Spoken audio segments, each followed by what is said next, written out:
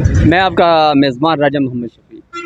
आज हम रावलपिंडी में एक अनोखी वारदात हुई है जिसके बारे में हम आपको आज बताने जा रहे हैं, क्योंकि देखें कि जब से इस नाला लई में पानी आता है या कोई चीज़ भी आती है तो उसमें सबसे पहले ये सिग्नल आता है कि ख़तरे का सिग्नल मिलता है, जिसकी वजह से आज वही चोरी हो गया, जिसकी वजह से लाखों जानों का ख़तरा है, जिसकी वजह से आज हम आपको अपने बताने जा रहे हैं। क्योंकि किस लिए कि ये देखें कि एक हुकूमत ने एक अवाम के लिए एक सहूलत बनाई थी। अब ये नहीं पता कि ये चोरी कैसे हुआ। चोरी की वारदात हुई है यहाँ से, मसलन बैटरियाँ हर चीज़ यहाँ से मसलन निकाली गई है। जापान से सिस्टम आया था वो भी निकाला गया, यहाँ से चोरी हो गया। किसने चोरी किया है ये हमें नहीं पता कि किस बंदे ने चोरी किया। अस्सलाम वालेकुम जी। जी वालेकुम अस्सलाम। अच्छा सर, यहाँ से एक चोरी की वारदात हुई है, ये मुझे बता सकते हैं कि ये कैसे? जी हम न्यूज़ की हद तक यहाँ पे मालूमात पता चली है कि जो यहाँ पे कटारियाँ का पुल है, रावलपिंडी कटारियाँ का पुल है, वो बड़ा मशहूर है। और उसको यहाँ पे कुछ मशीनरी और कुछ यहाँ पे पुल आपको देख सकते हैं। यहाँ पे पमाइश की सूरत में एक चीज़ें लगाई गई थी, मशीन जो आज से कई अर्सा साल पहले रावलपिंडी में एक बहुत बड़ा सैलाब आया था, जिससे लोगों की कीमती सामान और कीमती जानें जो हैं वो उसका काफ़ी नुकसान हुआ था। उसके बाद जो हुकूमती सतह यहाँ पे मशीनरी जो है इंपोर्ट की गई थी जापान से, और जापान से जब मशीनरी इंपोर्ट की गई यहाँ पे, और हर बरसाती मौसम आता है तो उसके सिग्नल बाकायदा तौर पे मुफ्त जो आप सारन की वो जो इस तरह के वो होते हैं ना कि जो वो बजते हैं, उसके बाद ये जो है 1122 की रेस्क्यू की जो टीमें हैं वो जाती हैं, और आर्मी का बहुत सारा यहाँ पे जो काम होता है वो करते हैं, वो मौके पे जाके पहुँचते हैं। लेकिन आज 18 जुलाई को हमें पता चला कि आखिरी सिग्नल मिला, उसके बाद कुछ सिग्नल नहीं आया। जब यहाँ पे जो इंतज़ामिया की टीम यहाँ पे पहुँची और उसके बाद जब उन्होंने देखा यहाँ पे वो बाकायदा तौर पे चोरी हो चुका था, और उसके बाद कोई सिग्नल नहीं मिला। अभी तक आपको पता है कि जो एक मशीनरी थी वो वहाँ से इंपोर्ट की गई थी, और इंपोर्ट शुदा जो मशीनरी है वो बहुत ज़्यादा कीमती थी। और कीमती तो सिर्फ एक साइड पे हम रखते हैं ना, और यहाँ पे सिर्फ वो मशीनरी नहीं चोरी हुई, यहाँ पे कीमती जानों का उस जिसने भी चोरी किया है वो बहुत बड़ा समझे ख़तरे में डाल दी।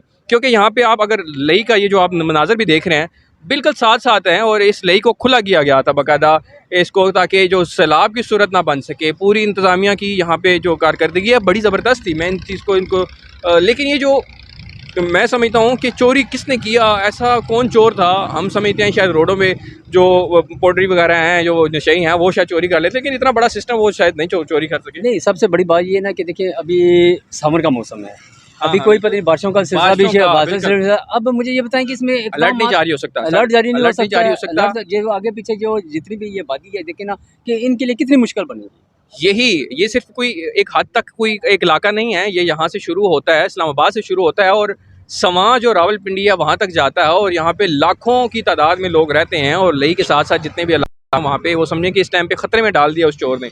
और एक अनोखी वारदात हुई है जिसको मैं समझता हूँ कि जल्द से जल्द इस और इस जो मसला हल करवाना चाहिए, और दोबारा से यहाँ पे जितनी भी मशीनरी है, क्योंकि इस टाइम तक वो पूरा का ख़तरे में है।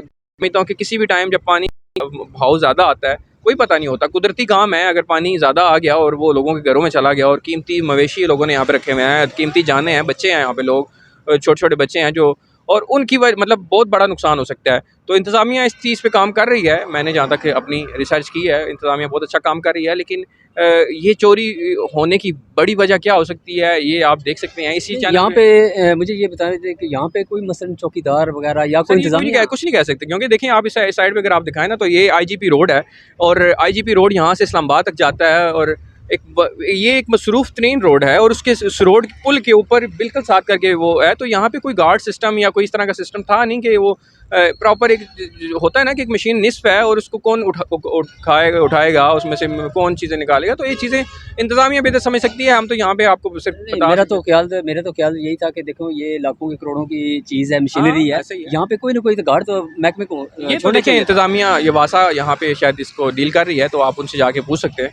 तो ये वो ज़्यादा बेहतर आपको बताएंगे। लेकिन ये जो रिपोर्ट हमें मिल रही थी, जो हम न्यूज़ की हद तक देख रहे थे, वो यहाँ पे यही रिपोर्ट थी।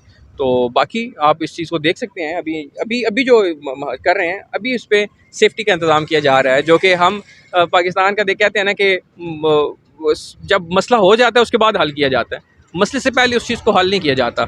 अब शायद इसके बाद से चोरी भी ना हो यहाँ से कोई मशीनरी अगर इंपोर्ट की जाती है, लेकिन वो जो पहली मशीनरी थी वो बहुत ज़बरदस्त सिग्नल देती थी। आप ज़रा सा पानी थोड़ा सा ज़्यादा आ जाता था, वो बर वक्त सिग्नल पहुँच जाते थे, लोग अपनी जो यहाँ पे नदी नालों के पास होते थे तो वो अलर्ट जारी हो जाता था। लेकिन इस टाइम पे मैं समझता हूँ कि बड़ा मुश्किल हो जाएगा लोगों के लिए।